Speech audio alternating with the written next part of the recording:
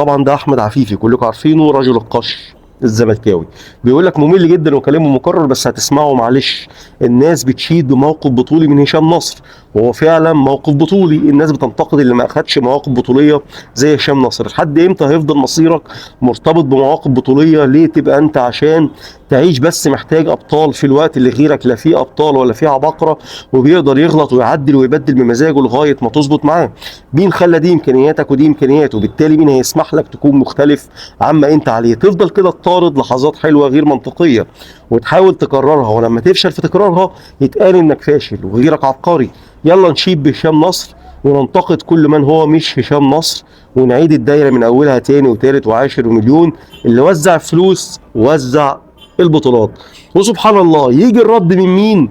من اكتر صفحه متعصبه على السوشيال ميديا لنادي الزمالك.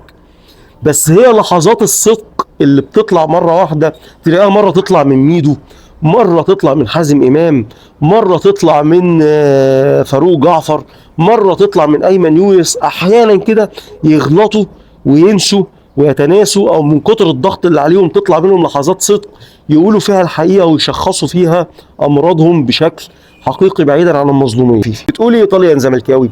في وقت انديه العالم بتاخد قروض عشان تبني استادات وتطور منشاتها وتفتح فروع جديده وتزود قيمتها وتسند نفسها ماليا، الزمالك لسه واقف في نفس الدايره المغلقه. الزمالك حصل على قرض بقيمه 20 مليون جنيه من هشام نصر من اجل تسديد مستحقات لاعبيه متاخره. اللي حصل مش انجاز ولا حل، بالعكس هو دليل ان الازمه اكبر من مجرد تاخير في دفع مستحقات. لانك لما تكون اصلا غرقان في ديون ومتحاصر من كل اتجاه وتيجي تزود على نفسك قرض جديد، يبقى انت مش بتحل، انت بتهرب لقدام وبتاجل الكارثه. الموضوع بقى سيناريو متكرر وممل. ازمه سيوله، ناخد قرض نسدد بيه شويه مستحقات، وبعد شويه نفس الازمه نرجع فنلاقي نفسنا بندور على قرض جديد، وفي الاخر النادي يفضل مربوط بالديون والفوائد ومن غير اي رؤيه او مشروع استثماري يغير الواقع. الانديه الكبيره بتستلف عشان تكبر وتكسب اضعاف القرض، واحنا بنستلف عشان نعيش يومين ونرجع نغرق من تاني. وده السبب اللي بيخلي الزمالك دايما في وضع مالي متأزم. مفيش إدارة مالية، مفيش خطة، مفيش أي جديد غير إنك تضيف دين فوق دين.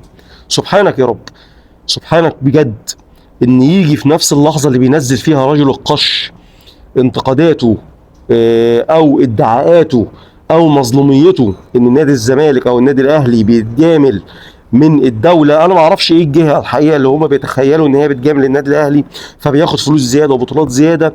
بترد عليه طاليا زملكاوي. طبعا هم ما يعرفوش ان ده رد على عفيفي. فدي من لحظات الصدق القليله اللي هيندموا عليها بعد شويه.